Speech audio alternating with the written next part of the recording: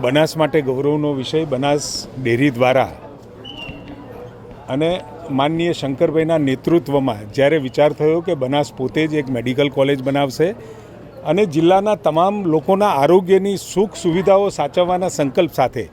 ચાલુ થયેલી આ મેડિકલ કોલેજમાં અત્યારે 200 જેટલા વિદ્યાર્થીઓ પ્રતિવર્ષ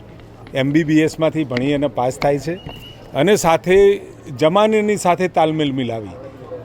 વિજ્ઞાન અને ટેકનોલોજીનો જ્યારે વિસ્ફોટ થઈ રહ્યો છે ત્યારે આધુનિક પ્રકારની ઓપરેશન થિયેટર્સ અને સાથે મશીનરીઝ સાથે આ આવતા સમયના બનવાવાળા ડૉક્ટરો માટે ખૂબ સારી સુવિધાઓ અને સાથે કેવળ ડૉક્ટરો ભણશે એવું જ નહીં પણ સારી સુવિધાઓ આ બનાસકાંઠાના તમામ લોકોને મળશે. મારી જાણમાં હમણાં આવ્યું કે બનાસના પશુપાલકો માટે 50% ફીની રાહત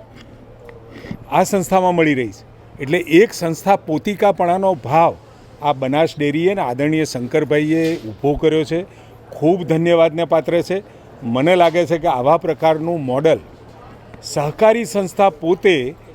ગ્રીનફિલ્ડ બ્રાઉનફિલ્ડ પોલિસી અંતર્ગત પોતે મેડિકલ કોલેજ બનાવી અને પ્રજાની સેવા કરે એ પ્રકારનું આખા ગુજરાતમાં બનાસ મોડલ,